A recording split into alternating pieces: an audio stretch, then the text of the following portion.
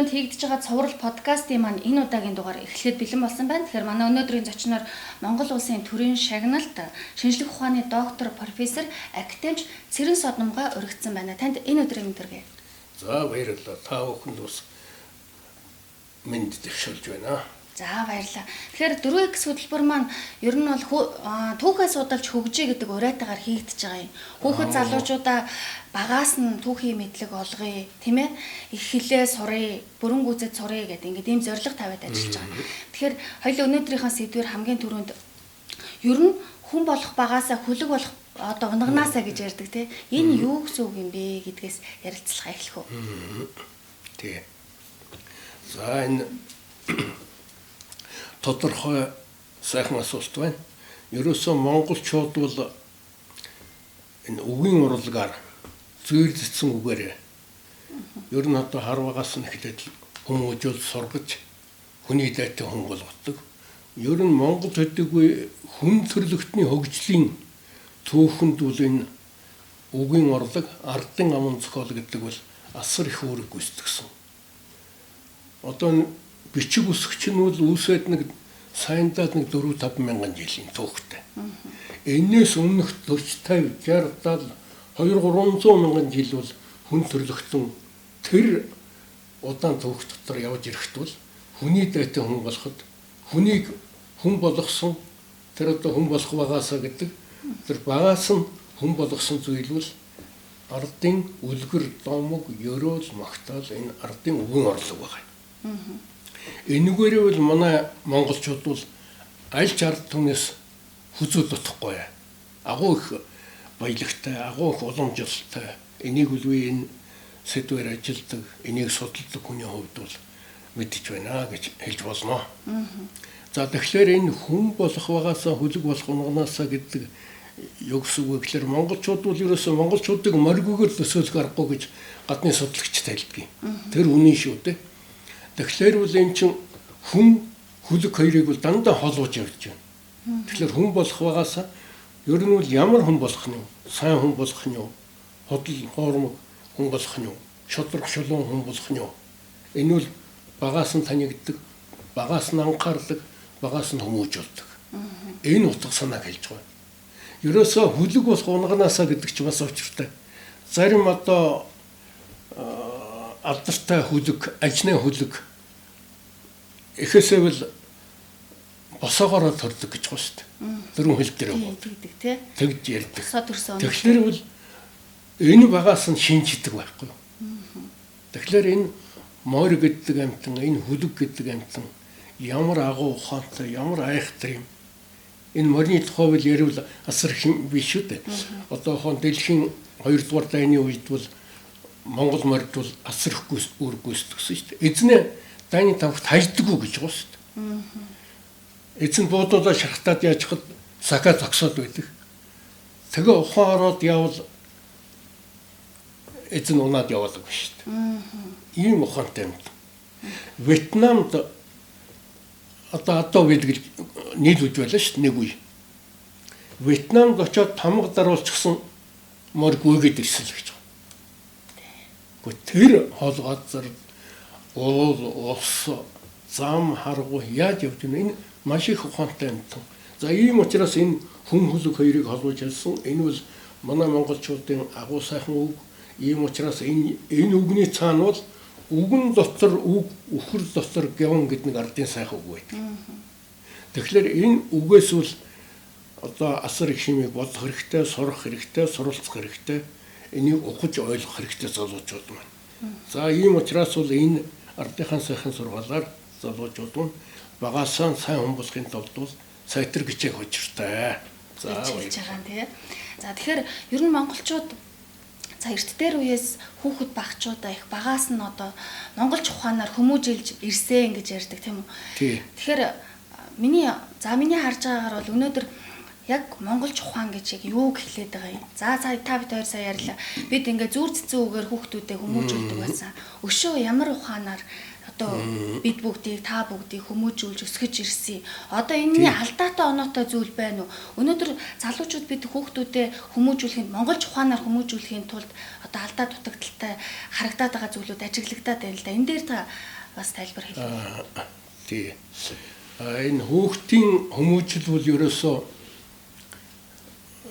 улсын бодлогын анхаарлын төвд байх ёстой нэг зүйл. Ерөөсөө энэ хүн гэдэг энэ үнэтэй капитал. Одоо бид хэд ингээд 5 хүн байна гэх чинь бол 5 өөр арын шинжтэй 5 өөр бодгал. Энэ бол давтагдшгүй бодгалууд. Хоёр ихрийн өрөөсөн ч гэсэн маш том ялгаатай. Ийм учраас бол энэ тэр хүн хүнд нэг тохирсон түлхүүр байна. Одоо энэ хүмүүжил дээр бол энийг бас ялангуяа сургууль хүмүүжүүлэгчид, энэ цэцэрлэгийн багш нар, сургуулийн багш нар энэ хүн хүний түлхүүрийг олох хэрэгтэй. Хүн хүний одоо зан чанар, хүн хүний ааш арын шин тэрэнд нь тохирсон арга ухаанаар харьцаж явах юм бол амархан. Тэгэхгүй болохоор багштаж төвхтэй хөөхлөж наалтцтай биш байгаа. Ийм учраас энэ дээр бол одоо их анхаарах хэрэгтэй. Энд тохирсон нас үеийн онцлог, хүн хүний онцлог энэ дээр бол одоо бид нар бол одоо сурах хүчгээс эхлээд унших хүчиг энэ хүүхдийн одоо гिचээлээс гадуур үзэх. Хуучин одоо дээр үед биднийг баг байхад бидний сургууль сурж байхад үг хөгжил гэдэг хичээл орж байлаа. Тэр их сайхан хөгжил юутай хичээл. Тэр нь бол ерөөсөө энэ зүйрлэгдсэн үг, хүүхдийн хоорондын дайралцаан, маргаан, мэтгэн, онцлог зүйрлэгдсэн үг, таалцах, хариуцах ингээд энүүгээр хүүхдийн ухааныг урмын сэргээж хөгжүүлж баяжуулдаг. Энэ нь бол тэр хүний одоо тэр үндсэн суур хүмүүжлийн боловсролд бол дэвсгэр болж байсан ийм талтай. Өөрөөр хэлэх юм бол хүүхдийг багаас нь олон юмар залхаах биш, сонирхолтой, цөөхөн, чухал. Ер нь үндсэндээ бол ерөөсөө хэл, тоо, математик, хэл бичгийн хичээл суур болдгоо шүү дээ. Тэгээд ахиулаад явна. Тэгэхгүй юмар зарчглаар хүүхдийг нэгдүгээр уйдааж байна, залхааж байна. Ер нь нэг тийм нэг юуг болгочих байна. Сурах сонирхол зарим нь бол муутай болгож байна. Түрүү би хэлсэн хүн адилгүй гэж. Тэгэхээр л тэр хүн хүний өөрийнх нь юунд тохирсон юу яах хэрэгтэй. Хоёрдугаарт ерөөсөө нэг юмыг саламчих биш. Нэг чухал сурвалжийг барьж яваад л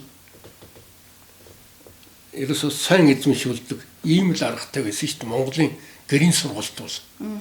Ухаан ингээд бичиг үсэг заалаа. Дамчаар бүжгийн цагаан толгойг нүдүүлээ. Холбож уншдаг боллоо. Тэрний дараагаар ерөөсөө тэгээд нэг зохиол барьж яваад л уншуулна. Жишээлх юм бол Арвжагийн юуны саран өхөөний тууч байдаг юм, Арвжагийн одоо хон цаасан шувууны үлгэрч байдаг юм уу? За жоохон ахиулаад сум шидэгч байдаг юм уу? Тэрийг уншуулаад тайлбарлаад тэгээд тэрнтэй зуралдуулаад. Тэгэхээр нэг номыг тэгж гараас гаргасан хүн бол хэр юмд тордгоо байхгүй. Тэгээ юмыг саламжлахлаар бол юмыг шилжүүлээд байхлаар авсан ч биш, аваагүй ч биш, сурсан ч биш, сураагүй ч биш ийм нэг релиз болоод байна. Ийм тал вэ. Тэгэхээр нөгөө одоо монголчууд ер нь эрт дээр үеэс түрүүн хоёул ярьжсэн те их багаас нь хүүхдийг шинждэг байсан гэд Чингис хааны үеийг оруулаад ярьжсэн те. Тэгэхээр одоо 6 настай хүүхдийг сургуульд оруулах нь зөв буруу гэл ингээл янз янзаар ярьж байна л та. Тэгвэл 5 6 настай үеэс нь бид ингээд хүүхдүүдэд шинжээд за тэрүүгээрээ хүүхдүүд ингээд хөгжүүлээд явдаг байсан гэд ярьжсэн. Энэ талаараа та ер нь юу юм а одоо хүүхдийн гадаад хэл сурах энэ төр бол насан туршдаа сурдаг зүйл. хэдий ч сурж болно. Баримт хэлэхэд одоо би чинь хэл зохиолын хүрээлэнд насаа хэлж байгаа хүн шүү дээ. Миний багш нар академич Дандинсрун, Ирэнчингой эднэртэй үл би одоо нэг сургийн дуулах байтугай суудал зэрэгцэж байсан гэдэг шиг би бол хөдөө гадаа хамт явж одоо нэг аягтай хоолоо хувааж идэж ингэж яаж байсан тэднийг сайн мэдэх хүний хувьд хэлж байна л да. Ирэнцингой 60 гараад 70 дохиод хятадтай л үзэж байсан. Энэ гадаад хэл хэдий ч үзэж болно гэж байгаа юм жишээ мөн бидээ. Тэр хятадын нэг үсгийг бичсэн пин зүм үү зүгийн зүм үү гэж одоо хоног юм нэг жижигхэн карт шиг юм байна шүү дээ. Энэ тал дээр нь алюминий зурагтай байна. Ар дээр нь танзар бянгуа гэж бичсэн. Тэгээд Эренцонгой бол яхад би жорлондоо хүртэл ингээд ирээ наачихсан байсан. Хараад л явдаг ба шүү дээ. Тэр ханзын тэгж үзэж юусан тэгж сурдаг. Тийм учраас бол хэл сурах бол хэзээ ч оройтхгүй. Ийм учраас юуны өмнө эхлээд одоо нэг төвшин төлөв сайхан зөв хүн болж төлөвшөх хүмүүжих үзэл санааны одоо өөрийнх нь суур үзэл санааны суур хүмүүжил тавигдана гэдэг нэг чухал юм байна шүү. Энэ хэдийгээс эхэлдэг юм бэ гэвэл монголчууд энийг сайн мэддэг байж. Энэ 5-6 насны үед л хүмүүжүүлж эхэлдэг. Тэгэхэд л ерөөсөө оройтдаггүй. Тэгэхэд яг цаг нь байдаг юм байна. Энийг сайн мэддгийн баримт байна. Монголын улс төвчөнд одоо дайн байлдаан болж байх үед дайны тавг гэж одоо дайн болсон газрын ором суур тэр газар бол одоо шархацсан өдий төдий хүн том хүнч байна, хүүхдч байна, өлгөйтэй хүүхдч байна, 5-6 настай хүүхдч байна. Янз бүрийн хүн байна. Дайны дараагаар нь Чингис хаан тэр дайны тавг дээгүүр шүүрлэг заавал үздэг байна. Тэгээд зарим өвчтэй зовлонтой улсуудын бол бас эмч цовилдог байсан бидтэй. Тэр чи өстой хүмлэг чанарын нэг юу шүү дээ. Илрэл. Тий. Тэгэхэд 5-6 настай Чамбай, Чулуун, Борхуул гэд 6-7 хүн хүүхэд олсон шүү дээ. Тэгээд тэрийг өөлөн ихэд аваачж өгдөг. Ихтэй. Одоо энэ Чулууныг энэ яалаа. Энэ одоо бас нэг сайн хүний сурвалжтай сайн хүний хүүхэд байж магадгүй. Одоо тэр өмсөн зөөсөн чимэг янз бүрийн юмнаас нь шинжин штэ. Хоёрдугаар тэр хүнийг бас нэг шинжих арга байна. Энэ энтрийг уялдуулж хардаг байсан байлгүй дээ. Тэгээ өөлөн их тэрийг тэжээж гоё. Өсгөж гоё. Өөрийнхөө хүүхдүүдээс тусахгүй. Тэгээд нус төвчөнд ингэж хэлж байгаа шүү. Өөлөн хэнийг өсгөөд Чингис хааны өдөр үзэх нүд шөн сонсох чих болгон хүмүүжүүлдэг гэж. Ахтар үг шүү. Ерөөсө Чингис хааны өмнөөс гал усанд орохоос буцахгүй.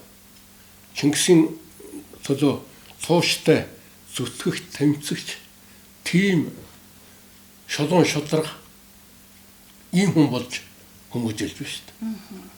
Чингис хааны философи үндсэн зарчимнууд ерөөсөө өөрийнх нь эзэнд л тууштай үнэнч байх шүү дээ. Өөрийнхөө эзнээс урваад ирсэн хүнийг нүүрэн дээр нь цаазалдаг шүү дээ. Чингисийн өөрийнх нь бол үндсэн зарчим дотоод философи гүн ухаан ийм зүйл дээр суурилж явж байсан. Ийм учраас бол шолон шударга тууштай нэг юмны төлөө бол буцалтгүй, эргэлтгүй тэмцдэг. Тийм ч учраас нэгдсэн Монгол улсыг байгуулахад бол Чингисийн энэ үзэл баримтлал бий болсон. Энэнд бол тэр дайны тавг дээрс болсон 5-6 настай хүүхдүүд бол асар их үүрэг гүйцэтгсэн байхгүй. Энэ бол бодиттой жишээ мөн бидтэй яриа байхгүй. Ийм учраас бол ерөөсө 5-6 наснд нь бол энэ хөгжилтэй орнууд жишээлх юм бол би Германы шинжлэх ухааны академийн урилгаар энэ 2 жил ажилласан. Тэгээ Германы байдлыг бас жоохон мэднэ. Германууд бол их айхтарчтай ерөөсө хүүхдийг бол тэр цэцэрлэг яслын хүүхдүүдийг бол 5-6 насны тэр орчин хүүхдүүдийг бол дуршлагтай сайн багшууд 10 хүүхдүүд 2 багш байна. Тэр одоо хүүхд өөр өөрийн авиастай байна. Тэр авиасыг хөгжүүлэх, урмын тэтгэх энэ үйл ажиллагааг бол төгс төвшин төвлөрөөр явуулж чаддаг, хийдэг юм байсан.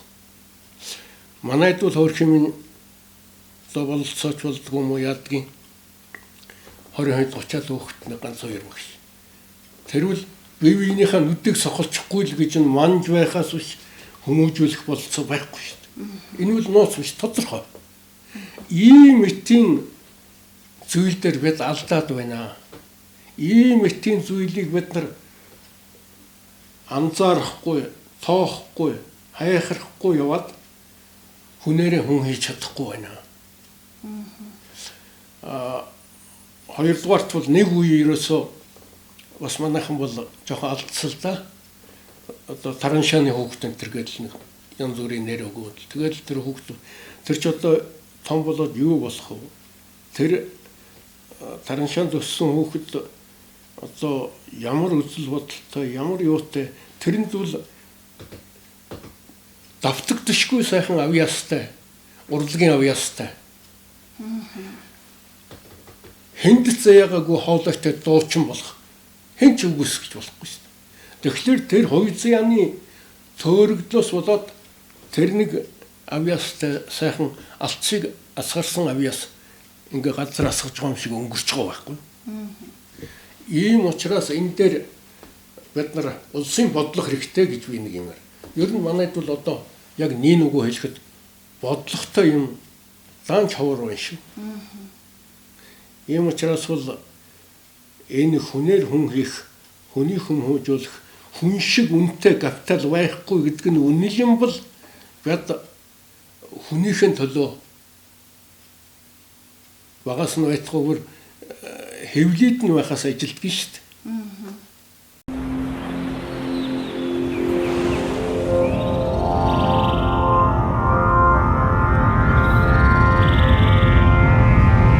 Айдаг юм хэлдэггүй. Дээсэн дээр гიშгүүлдэггүй, гардаггүй. Хүүхдийн бэлсэр одолт нь нэг тодорхой шалтгаан хэлээд л. За тэгээд үл жирэмсэн хүнийг бол маш их хүндтгэн. Энд яаж байгаа хэвлээд байж байгаа хүүхэд ямар том хүн болохыг хэн ч мэдэхгүй. Ямар богд нь энд задарч байгааг хэн ч мэдэхгүй. Ийм учраас энийг хүндэтлэх ёстой гэж ойлгодог. Энэ үл зүгээр нэг хэлбэр төдий зүйл биш. Үнэнхүү сэтгэлийн угаасаа гарч байгаа бодтой зүйл. Ийм одоо сайхан зан чанар, ёс суртахуун энэ зүйл хэрэгтэй байна. Ёс суртахуун гэснээс бид нар ёс суртахууны зүйл дээр их алдаж байна. Ёс суртахууны талаар сайн ажиллахгүй байна. Ийм учраас бол ёс суртахууны дагуулдал их гаргаж байна. Ёс суртахуун сайтай хүмүүл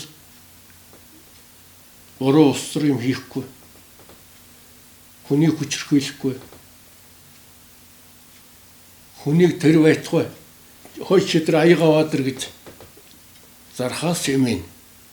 Тэгвэл тийм учраас ёс суртахуун гэдэг бол хамгийн гол зүйл шүү. Хүний Монголын нэг айхтар үг шүү дээ. Хүн ёс дагна, нохой ёс дагна. За ийм байна. Тэгэхээр юу яаж байгаа штэ. За сая хэллээ.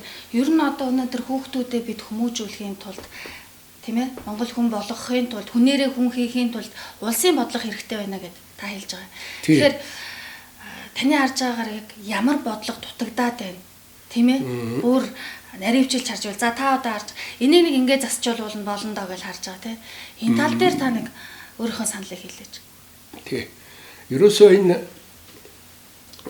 манайхан одоо нэг зовлонтой юм байна да. Энэ одоо юуны тогтолцоотой холбоотой юм уу хаашаа юм. Одоохон хүүхдийн боловсрол хүмүүжлийг хариуцдаг энэ чинь нэг боловсролын яам гэдэг байна шүү дээ. Хэд хоноод л нэг явны сайднаас сожигдно. Тэгэхээр тэр чинь 1-2 жилийн дотор хэдэн сарын дотор тодорхой бодлого боловсруулаад зэгцлээд эрхэмлэх зүйл, дагаж мөрлөх зүйл, өөрийн үзэл бодол, өөрийн концепцийн боловсруулаад тууштай амьдрал хэрэгжүүлээд хүнд хүргэх хугацаа ерөөсөө өгөхгүй байгаа. Нэг үгээр хэлбэл ерөөсөө энэ улсыг сүүлийн 30 жилд бол ер нь дуршчихлаа шүү дээ. Нэг хэдэн хүн гарч ирээд нэг төр байгуулдаг. Нөгөөх нь яаж хийж гоод нөгөөтгөө унгаадаг гарахын тулд. Энээс л хамгийн болж байна. Хэрүү тодорхой тогтолцоотой байнгын нэлээд хэдэн жилийн юутай яах юм бол бивэл бас нэг энэ салбарт 50-60 жил хоол хороож байгаа хүний хувьд бол би сэтгэл харамгүй хэлж өгмөр байгаа. Надаас бол зүгээр яах вэ гэж асууж сурж ирсэн сайд дарга нар байхгүй. Гэхдээ яг надад бол бодогддог юм би. Одоохон жишээлх юм бол энэ өчигдөр чамтай ярьсны дараагаар миний сэтгэлд нэг ийм нэг 5 мөршөлөг орж ирлээ л дээ. За. Эрхэн нандан ёс суртуунтай нэгдүгээр. Ёс суртуун гэж байна. Эрүүл чирэг бий зохистой. Эрүүл байж л юм яа.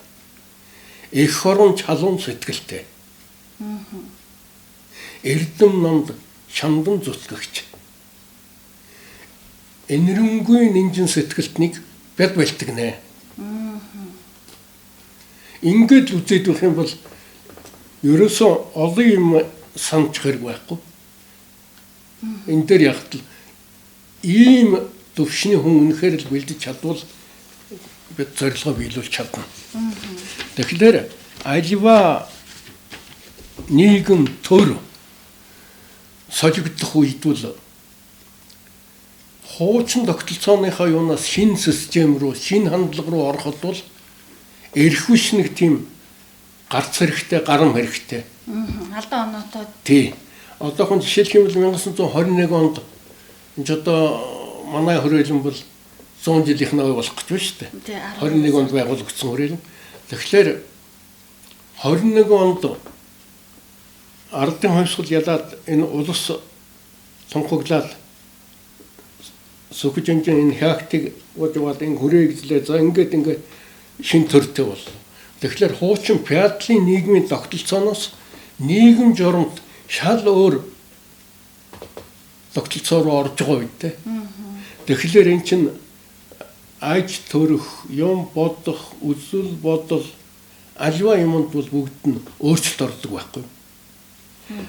Тэгэхээр энэ дээр би нэг баримт харуулъя. Жишээлх юм бол ингээд харуулъя. Энэ монгол үгчээр юусан мандах нарны туяа гэж байна. Татж гэнэ үү? Тийм мандах нарны туяа гэдэг нэртэй ийм номыг Содор үчгийн хүрээлэнг 4 хүн санаачилсан байгаа. Жамьянгун, Батчиргун, Дашнимгун, Жамсрын Цэвэн профессор энэ 4. Тэгээ өөр сүлд нь олон улсууд орсолдоо. Тэгээд энэ Батчиргуу бол энэ мандах нарны туяа гэж энэ номыг хүүхэд залуучуудын оюуныг гэгэрүүлэхэд энэ тулд бий бичлээ. Хүүдийг сургахын тулд энэ нарны туяа хэмээх өвчгийг найруулан бичлээ гэд оршилдоо бичсэн байгаа юм л да. Тэгэхээр энэ дээр бол нялхсыг совлон өсгөх, эцэг эхийн ачийг дурдгах, агчлах дүүчлэх, төрөл төрөсөд, эртний цагийн байдал, энэ цагийн байдал, улс төр, цаад суйл, засаг зарлиг ингээд 50 хэдэн зүйлтэй ийм Маш тохиолдсон. Гэхдээ одоо ч энэ хуучраагүй их сайхан ийм нэг ёсондоо шин цагийн хүнийг одоо яаж ёстой төртөө яаж улс нийгэмд хөлөө олж амьдрах вэ гэдгийг нэг ёсондоо амьдралынх нь одоо цагаан толгойг зааж өгсөн байхгүй юу? За тэрийн шиг одоо үед бид нар социализмаас капитализмд орлоо шүү дээ. Энэ капиталист нийгмийн авах гэхийн ёсоор бид нар юуг нь авахын, юуг нь гээхин, юуг нь хөгжүүлэхин, ямар юмн дээр нь анхаарахын уламжийн шинжилгээ ёсоор бол манайхан ерөөсөө хүний юмар хөөдөг, хүн их дуурайх юутай. Дуртай юм гэж. Тэр дуртай. Ерөөсөө хаашаа юм мэдэхгүй. Манчин улсын үед бусад сурсных юм уу? Нэг үе Орос гэж сүйд болж бас одоо Америк, Япон гээд ерөөсөө Монголын өөрийнх нь соёл, өөрийнх нь агуу их уламжил. Ирэх биш бас Монголд бол бас нэг хэрэгтэй юм хэлэх улс бол олддоггүй яах вэ? Тэднийг ерөөсөө тоодгүй, анхаардаггүй. Энэ дээр нэг жоохон доголдож байна уу та гэж надад санагддаг юм. Тэгэхээр би бас хараад байдгийн өнөөдөр нөгөө нэг улс төрийн залгамж халаа гэж юм ерөөсөө байхгүй болчихжээ. Нам солигдохоор тэгвэл тухайн байгууллага за соёлын яам, боловсролын яам гэл ингээл ярихад аль ч яамууд маань нэг урт хугацааны бодлоготой байгаа шүү дээ. Одоо нөгөө нэг алсын хараа хөгжлийн бодлого нөгөө 2050 гэдэг шиг тийм. Тэр бодлогоо үргэлжлүүлээд яваач. Тийм. Яг гоо дарган солигдож болно. Авч явж байгаа хүн солигдож болно тийм ээ. Тийм. Ерөөсөө тэгээд нэг миний өөрийн нэг баримталдаг зарчим байдгийн. Тэр Чингис хааны агуу их философи л доо өөрийнх нь хэлсэн. Чингис ч одоо хоригдсан дайлаар ордохын өмнө хэлсэн үг шүү. Би муу боловч сайныг эрэхгүй. Бяд цөөн боловч олныг эрэхгүй гэж. Агуу үг шүү дээ. Тэрийн шиг Библи өөрөө юм итгэхгүй мó боловч одоо тэр дарга над тэлэх болов тэр хүн гойх болов гэж Библи ирж явахгүй. Өөрийнхөө байдгаар л юм. Бид цөөн боловч олныг ирэхгүй гэдэг айхтар үг шүү. Цөөн боловч цөөнийхэн хүчээр л тэгээ ялч чадсан шүү дээ. Энэ цөөхөн монголчууд дэлхийн талыг эзлэнэ гэдэг чи юу. Тэгэхээр бол шулуун шудраг үнэн чин сэтгэлээр зөв зохион байгуулалттай явах юм бол хийж болохгүй, бүтээж болохгүй, чадахгүй тийм зүйл байдгүй юм байна. Давшгүй даваа юм. Давюугээс давна гэдэг. Гэсэн юм. Ийм учраас бол тэгж өөрийгөө зориг зүрхийг гурцалж. Тийм учраас залуучууд энийг юу гэж хэлж байна вэ гэхээр бол хүн чадж байгаа юмыг би чадна. Тэгэхээр харин нэг зүйл дандаа ягаад яг үгүй ер нь манай залуучууд бол авьяас бэлэг одоо оюуны чадвах энэ зүйлээр бол хүнээс үзүүд болохгүй шүү. Одоо ийм баримтууд зөндөө би гадагшаа яваад л ерөөсө шууд алтан медаль. Одоо дэлхийн одоо зөвхөн Япон биш үү? Японд очиод л их л одоо миний мэд 3-4 төрүүлсэн хүүхэд байна. Тэгч нь бол тэгэл дараа нь бол Франц ч юм уу, Таиланд ч юм уу, энэтхэг энтер нэлээд манай хүүхэд 40 оноо авах дараа хүн бол 30-20 хайдыг авч байна. Тэгэхээр бид нар бол өөрийнхөө юг дутуу үнэлж болохгүй. Одоо ингээд л энэ хүч тамирын юунд бол манай эрэгтэй эмэгтэй залуучууд бүх барилтан энэ юмд бол дээгүр явж байгаа. Дээгүр л ерөөсөө ингээд чадж байгаа. Ёстой нэг чадж байгаа юм дарга байхгүй гэдэг шиг чадж байна. Ийм учраас зөв залаа зөв чиглүүлээд яах юм бол монголчуудын одоо авьяас бэлэг чадварыг бол муу гэх арга байхгүй. Ийм учраас гагцхүү бид нар энэ дээр нэг л ахаад л бодлого, ахаад л сэтгэл гол шүү дээ. Сэтгэл их дутж байна. Мундаг залуучууд зөндөө байна. Тэгээ удирдан чиглүүлэх хэрэгцээ шаардлага байна. Тийм байна. Ийм чадвартай, ийм сайхан улсууд зөндөө байна. Ийм учраас бид нар бол энийг харин монголчууд нэг тогтмол ажиллагаа жоохон татагдлаад байна. Ерөөсөө энэ юм дээр бол би Хятад, Бээжинг их сургуулийн зочин профессороор 3 жил ажилласан юм. Тэгээ миний шавнар бол Хятад зөндөө байна шүү дээ. Гадны багш нар энэ төр яадаг. Ерөөсөө энэ Хятад ерөөсөө амруулахгүй юм асуув. Шөнө хүртэл уцтаад л багшаа юм асууя. Гэл яаж үгүй. Тийм уйггүй. Тийм тогтмол ажиллагаатай хүн чинь бол ямхаар урагшилсаар байгаад нэг мэдсэн урд нь гарч чаддаг байна. Манайхан бол нэг дав хийгээд үтээгээл тэгээ хайчдаг. Чадчдаг болохоор хайчдаг гэдэг. Тийм. Нэг ийм нэг юу байгаа. Гэхдээ энэ дээр нь яг хөө ер нь сайхан юу л да. Ер нь авиас чадвар дээр нэмэх нь хичээл зүтгэл. Тэнцүү ололт. Тэгжээ 100% болно тий. Тийм. Монголчуудын нэг одоо юу гэдгийг залуучууд өөрсдөө ярьдаг л да. Гадны орны одоо компаниуд монгол залуучуудыг ажилуулах их дуртай байдаг гэдэг. Яг тэгэхээр гадны орны одоо жишээ нь би за Японд гээд хоёлаа жишээ татаад ярихад Японы нэг захирал та одоо намайг нэг ажилчнаар би Япон хүн ажилчнаар очлоо. Ерөөсөө за би яг л бичгийнхаа ажлыг л хийгээд идэг. Тэгвэл монгол хүн очингуудаа нөгөө зэрэг ажил хийгээд идэг гэдэг тий. Их дуртай байдаг гэдэг. Монголчууд бас тэрэндээ их сайн юм шиг.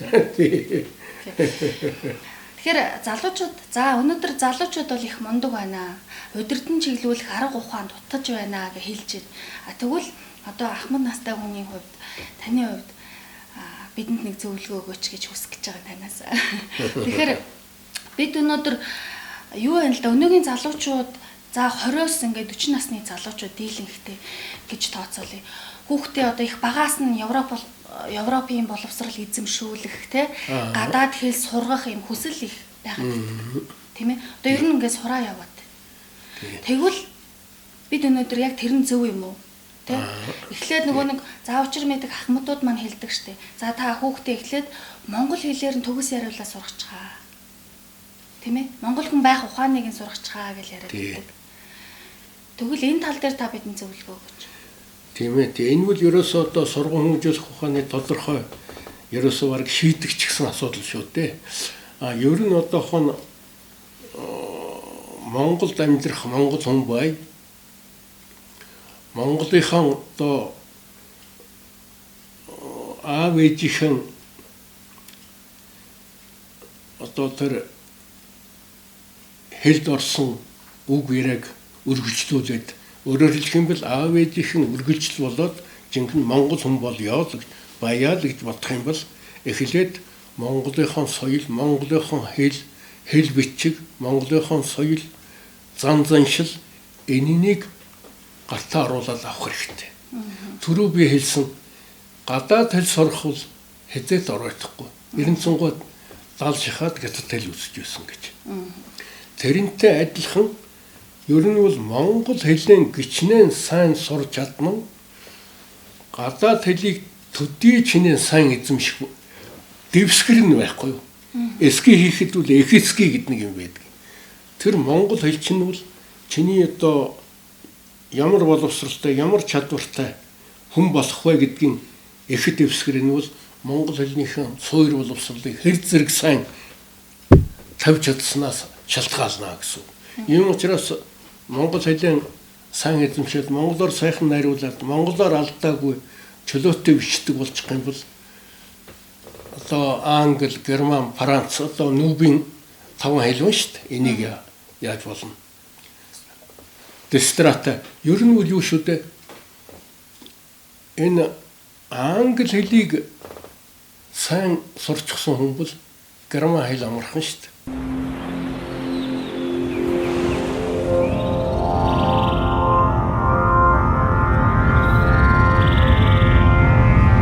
Жарталан хувийн үгийн сан давхардаг байхгүй. Бичлэг нь адил дуудлага нь л өөр. Ухаан цэцэрлэг гэдэг үгийг англиар garden гэж бол германаар garden. Тий. Дуудлагнаар бичлэг нь адилхан. Иймэрхүү үдэд төдий бий. Яг дүрм мөрөм ялгаатай зүйл бий л дээ. Гэлэхтэй бол их тохимтой байхгүй. Ер нь бол хэл сурна гэдэг бол гадаад хэл сурна гэдэг бол зоригтой байх хэрэгтэй. Миний бодож байгаагаар энэ залуучууд цөрлөх монгол хэлэн сайн эзэмсний дараагаар энэ өрн дахны нүүбийн 5 хэл гэж хэлдэг. Англи, герман, франц, орос. Энэ том хэлнүүдийн нэгийг гартаа оруулж авах хэрэгтэй. Тэгвэл бол одоохон зүгээр нэг ойр зуур нэг гуанцан дараа тоол захиалж нэг хүнтэй нэг хэд үг солих төдийгөр яачгаад хэл сурчглаа гэвэл бие хуурсан хэрэг болно. Хэл сурахын дээд хэмжүүр бол найруулж өчөх. Энэ л байхгүй. За залуучууд бол одоохон жишээлхэд англи хэлийг сурья гэж бодоход бол миний түрүүний хэлсэн 900 нэг гадаад хэлийг сурахад суботног хийж болохгүй. Суботног гэдэг чинь зөвхөн хагас сайн тэгээд тэгээ мартчихдаг. Тэгэхгүй өдөр үзэж байж хүүхэд хэлд орохдоо бол нэг өдөр яриад тэгээ хэд хоног ярихгүй байдгүй шүү дээ. Өдөр болгон шулганж байж тэгж байж сайжирдаг үедээ хэлд ордог үедээ тэрнтэй адилхан. Тэгээд өдөр болгон үзэж байгаа. Тэгээд англи хэлээр сайхан чөлөөтэй бодсон сонсон найруулж бичдэг. Сансан бодсноо хүн чөлөөтэй илэрхийлж чаддаг.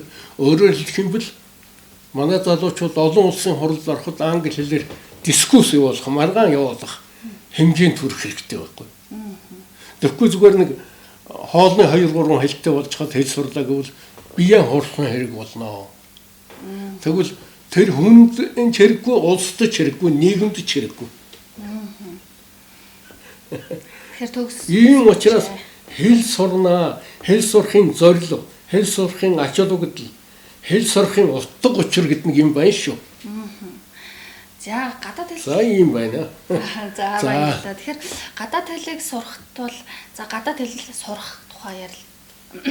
Ер нь бол за гадаад хэлийг сурах нь бол зайлшгүй хэрэгцээ шаардлагатай. Тэгжээж одоо нийгэмд хөл нийлүүл алах юм гэдэг. Тэгвэл бас одоо зарим одоо эрдэмтэд маань багш нар маань хэлдэг штэ тэр тусмаа хэл шинжилгийнхаа маань эхлээд бид Монгол үндэстний ясныхаа хэлийг сурч бас бүрэн гүйцэд сурчгаа. Дотроо ойлголцдог болчихоо гэж ярьдаг штэ тий. Энэ тал дээр та. Тийм ээ, ерөөсөө би дөрөв хэллээ штэ. Ерөөсөө эхэлсгий юу, их дэвсгэр гэдэг чинь эхэлчин шүү, монголчин шүү. Эхлээд юуны өмнө өөрийнхөө эхэл дээр энэ Дамнасрын багшийн зохиосон энэ манайхан Кирилл үсэг гэдэг шинэ үсэг одоо энэ монгол үчиг энэ залуучууд маань энэ монгол үчигтэн шодон шодрог сайхан яг бичиж чаддаггүй юм аа гэхэд чөлөөтэй уншдаг болчих хэрэгтэй. Тэгээ энэ монгол үчиг дотор чинь Монголын соёлын монгол хэлний өөрийнх нь одоо яруу тансаг найруулга эртний уламжилт үг хэллэг асар их өв байдгийн шүү. Энийг уншаад давхар эзэмсчих юм бол чи хос морьтой хүн гэсэн. Хос морьтой хүн хол явна. Хол явж чадна. Ийм учраас монгол хэл дээр монгол хэлтэй лавдуухан мордсон хүн бол гадаадын аль нэгэн хэлийг бол сонгож аваад сурах хэрэгтэй. Эзэн Чингис хаан одоо тухайн үеийнх нь одоо байдал тийм байсан байлгүй дээ. Дэлхийг байлдан дагуулсны дараагаар за миний хувьд Чингис хаан хүмбэл өөрөө бусдыг өөр шүгэ боддог. Чингис хаан бол чадах байсан ба. Тэгтэл хүүхдүүд нь чадахгүй байна. Юу хэлэх гээд байна гэвэл Чингис хааны одоо ухаан тэр агуу их бэлэг танхай тэр хүний жоохон дутуу бодсон болов гэж би хэлье та. Монголыг одоо тэр хүүхдүүдийн цагаатан улс гээд зөчийн улс гээд ингээл хуваагаад өчглөө шүү дээ. Энэ бол тодорхой. Тэгээд нэг үевэл дээр нь Иран Персийн дээр тэр Чингисийн үрсод суугаад тэднийг зараад захираад тэгээ нэг мэдсэн чинь тоорцог малгай тавьчихсан. Нэрээ Махмуд гэд нэр өгчихсөн. Хэлж байхгүй, бичгч байхгүй. Түүхэн бичиг гэсэн чинь нэг мэдсэн чинь шалдан. Ингээд дэлхийн нийтээр бол нэг Монголын үрсэлд цацагдлаа шүү дээ. Одоо 30-40 сая хүн байна шүү дээ энэ тэнд. Монгол цустай гэж хэлдэг. Гэхдээ Монгол хэл байхгүй, соёл байхгүй, юу ч байхгүй. Энэ бол монголчуудын бас нэг эмгэнэл шүү. Ийм учраас өөрийн ч асууж байгаа юмны дотор бол иймэрхүү юутай юм байна. Тийм учраас бол Монгол тэр улсууд бол өөрхий одоо энэ цэргийн хөдөлгөөн гаргаад л мемари гэдэг юм шүү дээ. Мемари чи зөндөө олон монголчууд бий. Балавд байна, мемарид байна, энэтхэгт байна. Монгол байхгүй газар байхгүй. Иран хазарууд гэдэг одоо юунд байж байна. Афганистанд байж байна. Гэх мэтлэнгийн. Тийм учраас энэ тэгээд энэ ховзяаны энэ янз бүрийн ховзяаны төрөгдлөөс болоод хэл соёлон умартсан Монгол тустай улсууд энэ дэлхийд бол хэдэн саяараа байгаа шүү. За ийм учраас бол бид нар голомтон сахиж үлдсэн энэ цөөхөн монголчууд хэл соёлынхаа хувьд тэр ах トゥ монголчуудад үлгэр болох хэрэгтэй байхгүй. Ядаж. Энэний тулд чармах хэрэгтэй. Залуучуудаа хичээгээрэй. Баярлалаа. За баярлалаа. Тэгэхээр хүрээлэнд та одоо хэддэх 60 хэд жилдээ ажиллаж байна гэдэг хоёлаа дөрөв ярьлаа. Хүрээлэнд хүрээлэн тий. Би чинь нэг даван дээр 60 жил зогсож байгаа юм байна. Тэхийн зогсоод гэж яваа холонгийн нэг юу байдаг шүү дээ. Тэр зөх одоо эзэ нисэх юм байгаа юм. Одоо хүрээлэнгийн 100 жилийн явуулах гэж байгаа. Харин тий. Тэгэхээр хүрээлэнгийн 100 жилийн явуулах гэж байна. Эрдэмтдийн маань одоо таны бүтээлүүдээс бас бидэнд дурдаач. Хүрээлэнгийн одоо хэмжээнд гаргаж байгаа бүтээлүүд, эрдэмтэд докторуудын маань одоо гаргаж байгаа уран бүтээлүүдээс. Юу би өөрийнхөө нүү. Тий. Өөрийнхөө болоод бас ер нь хэр зохиолын хүрээлэнгийн эрдэмтэд. За яг энэ юунд бол өөрийнхөө юу тухайч ярихт их төвхтэй. Яг одоо би бол Монголын эртний уран зохиолыг судлалаа л да. Энэ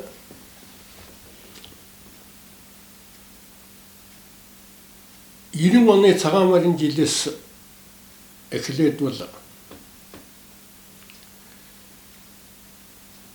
би бол нэг сайхан цаг ирлээ гэж их баярлсан шүү. Хэлж болохгүй үгүй хэлж болдог. Хийж болдгүй ажлаа хийж болдог цаг ирлээ гэж. Өөрөөр хэлэх юм бол бид нарт бол үзэл санааны эрхчлөө олж ирлээ гэж. Үнэхээр ч олж ирсэн. Энэ нь бол бидний хамгийн том олз байхгүй. Тэгээ би хуучин социализмын үеийн хуучин тогтолцоонд бол хэлж болдгоо хоёр үг байдаг. Чингис хааны судлах байтугай нэрийг хэлж болдог. Шашин судлал шууд ажлаас халагдана. Байхгүй. Тэгээ би Монголын Бурхны шашны орон зохиолын 3 бот дэвтэр хэвлүүлээ. 3 дахь юуг нь саяхан хэдхэн хоногийн өмнө гаргалаа. Тэгээд тэр эхний дэвтрийн оршил өгүүлэлт би хэлж байсан. Багш нарынхаа хэлж болдгүй хийж чаддгүй ажлынхан завдаагүй ажлынхан нэгэн хэсгийг ч болсон амжуулахын төлөө чармай дахимдуу сэтгэлээр зүтгэсэн би баяртай байна. Тэр нь л одоо бидний олз. За яг Турфаныг судалж Германоттой хамтарч хэвлүүлсэн Монголын уран зохиолын иргэний уран зохиолын түүх, шашны уран зохиолын түүхээ яг нь эн чинь хэд онд юмд 98 онд баха. Тэг багуун ерөнхийлөгч төрийн шагнал огсон. За тэрнээс хойш яг л тэгээд ерний жоо юм хийгээд одоо их хэлвчиг гэдэг энэ залуучуудаа яахын тулд бол би нэг сэтгүүл тогтмол гаргаад байгаа шүү дээ. Та нар тэрийг үздэггүй үгүй юу? Тэрийг уг нь захиалж үзүүлэх зүгээр шүү. Ямар нэртэй сэтгүүл байсан? Их хэлвчиг. Их хэлвчиг гэдэг нэртэй. За би энэ юунаас тэр сүүлийн дугаарыг чамд өгөөсөн.